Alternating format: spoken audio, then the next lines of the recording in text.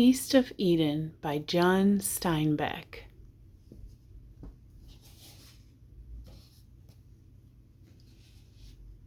Pascal Covici. Dear Pat, you came upon me carving some kind of little figure out of wood, and you said, "Why don't you make something for me?" I asked you what you wanted, and you said, "A box." What for? To put things in. What things? Whatever you have, you said. Well, here's your box. Nearly everything I have is in it, and it is not full. Pain and excitement are in it, and feeling good or bad, and evil thoughts and good thoughts, the pleasure of design and some despair, and the indescribable joy of creation. And on top of these are all the gratitude and love I have for you, and still the box is not full. John. Part 1, Chapter 1. The Salinas Valley in Northern California. The Salinas Valley is in Northern California. It is a long, narrow swale between two ranges of mountains, and the Salinas River winds and twists up the center until it falls at last into Monterey Bay. I remember my childhood names for grasses and secret flowers. I remember where a toad may live, and what time the birds awaken in the summer, and what trees and seasons smelled like, how people looked and walked and smelled even. The memory of odors is very rich. I remember that the Gavilan Mountains to the east of the valley were light, gay mountains, full of sun and loveliness and a kind of invitation, so that you wanted to climb into their warm foothills, almost as you want to climb into the lap of a beloved mother. They were beckoning mountains with a brown grass love. The Santa Lucias stood up against the sky to the west and kept the valley from the open sea, and they were dark and brooding, unfriendly and dangerous. I always found in myself a dread of west and a love of east. Where I ever got such an idea I cannot say, unless it could be that the morning came over the peaks of the Gavilans and the night drifted back from the ridges of the Santa Lucias. It may be that the birth and death of the day had some part in my feeling about the two ranges of mountains. From both sides of the valley, little streams slipped out of the hill canyons and fell out of the hill canyons and fell into the bed of the Salinas River. In the winter,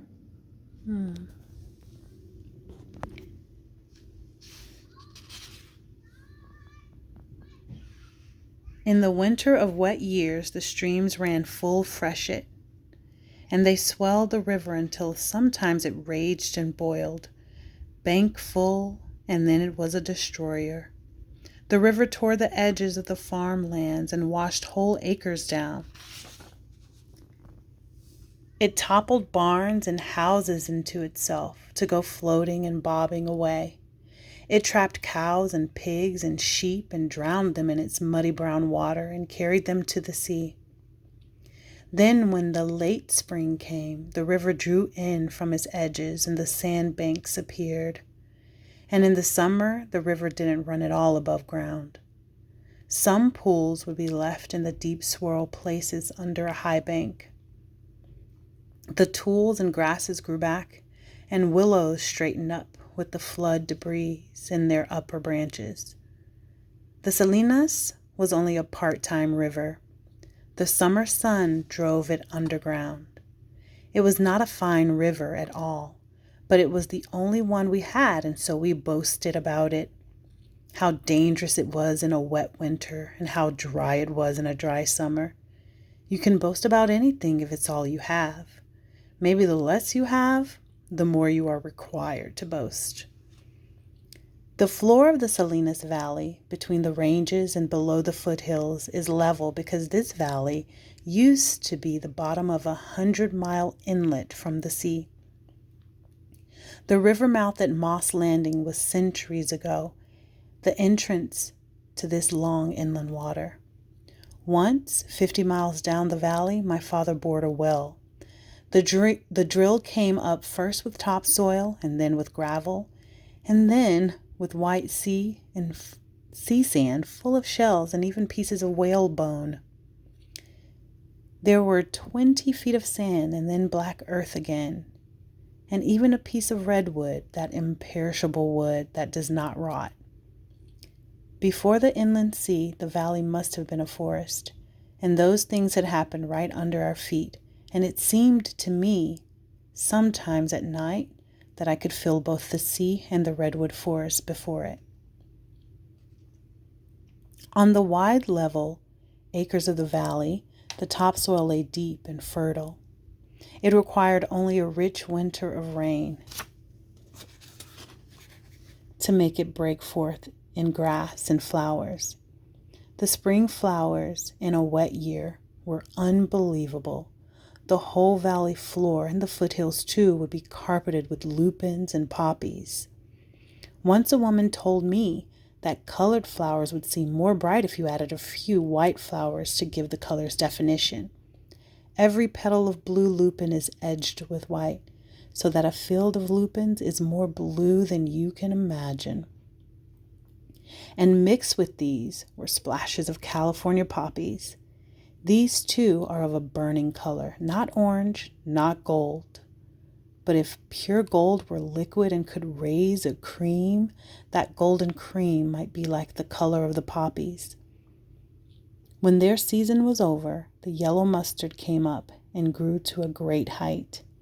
When my grandfather came into the valley, the mustard was so tall that a man on horseback showed only his head above the yellow flowers.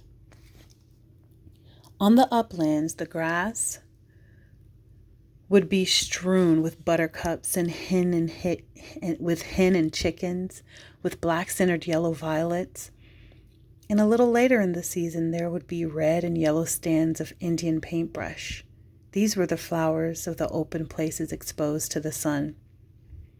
Under the live oaks, shaded and dusky, the maidenhair flourished and gave a good smell, and under the mossy banks of the watercourses, whole clumps of five-fingered ferns and goldy backs hung down.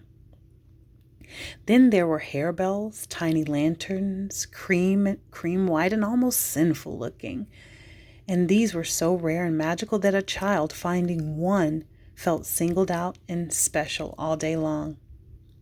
When June came, the grasses headed out and turned brown, and the hills turned a brown which was not brown, but a gold and saffron and red, an indescribable color.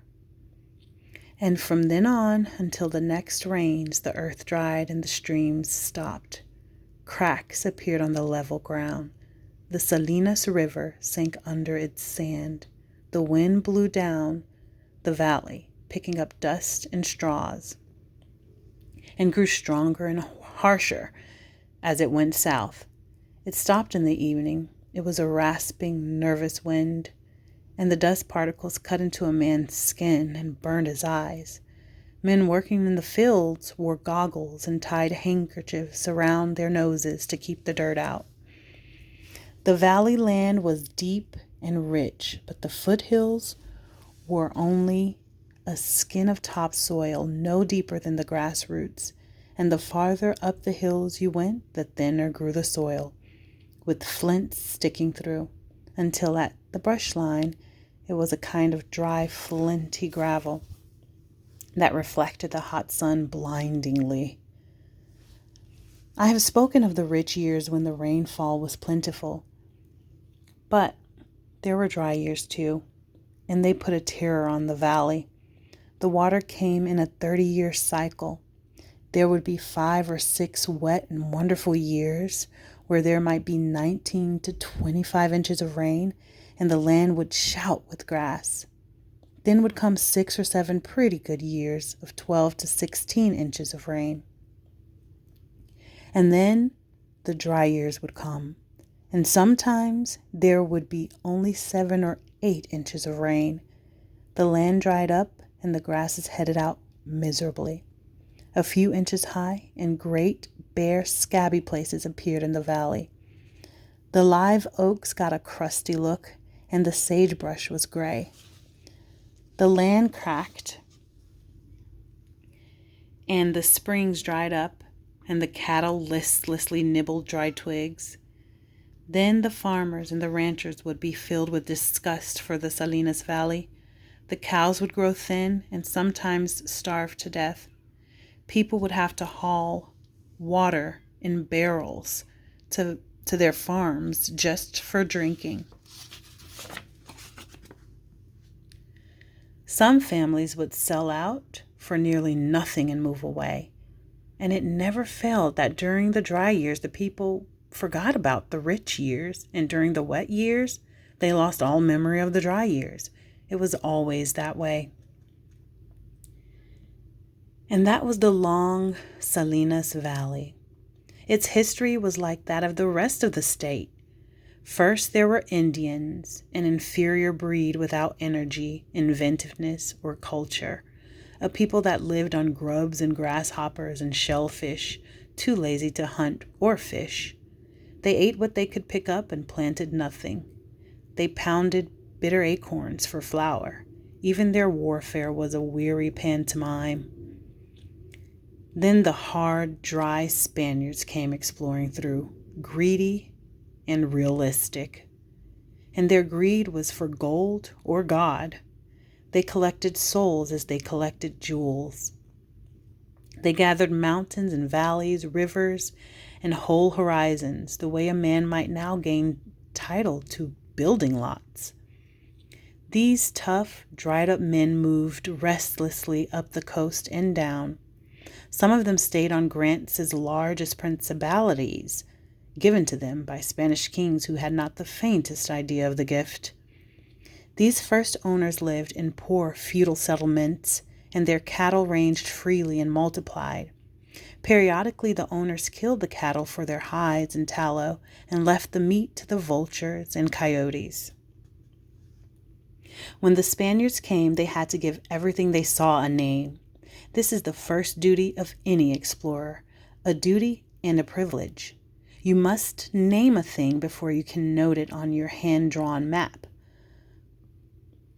Of course, they were religious people, and the men who could read and write, who kept the records and drew the maps, were the tough, untiring priests who traveled with the soldiers.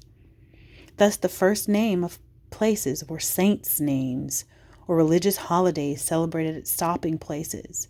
There are many saints, but they are not inexhaustible, so that we find repetitions in the first namings. We have San Miguel, Saint Michael, San Ardo, San Bernardo, San Benito, San Lorenzo, San Carlos, San Francisquito, and then the holidays, Natividad, the Nativity, Nacimiento, the birth, Soledad, the solitude. But places were also named from the way the expedition felt at the time. Buena Esperanza, good hope. Buena Vista, because the view was beautiful. And Chualar, because it was pretty. The descriptive names followed.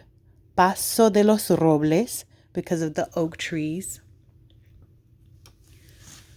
Los Laureles, for the laurels.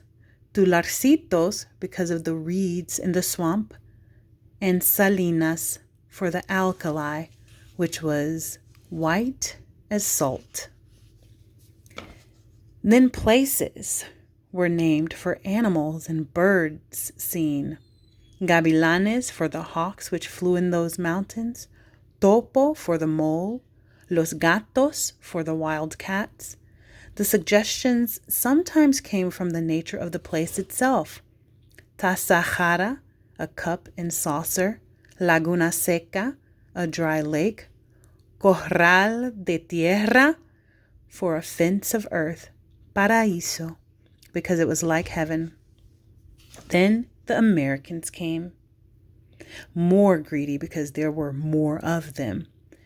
They took the lands, remade the laws to make their titles good, and farm holes spread over the land, first in the valleys and then up the foothills slopes. Small wooden houses roofed with redwood shakes, corals of split poles. Wherever a trickle of water came out of the ground, a house sprang up and a family began to grow and multiply. Cuttings of red geraniums and rose bushes were planted in the dooryards. Wheel tracks of buckboars replaced the trails, and fields of corn and barley and wheat squared out of the yellow mustard. Every 10 miles along the traveled routes, a general store and blacksmith shop happened, and these became the nuclei of little towns: Bradley, King City, Greenfield. The Americans had a greater tendency to name places for people than had the Spanish. After the valleys were settled, the names of places refer more to things which happened there. And these, to me, are the most fascinating of all names because each name suggests a story that has been forgotten. I think of Bolsa Nueva, a new purse; Morocojo, a lame Moor. Who was he and how did he get there? Wild Horse Canyon and Mustang Grade and Shirt Tail Canyon. The names of places carry a charge of the people who named them, reverent or irreverent, descriptive, either poetic or disparaging. You can name anything San Lorenzo, but Shirt Tail Canyon or the Lame Moor is something quite different. The wind whistled over the settlements in the afternoon, and the farmers began to set out mile-long windbreaks of eucalyptus to keep the plowed topsoil from blowing away. And this is about the way the Salinas Valley was when my grandfather brought his wife and settled in the foothills to the east of King City.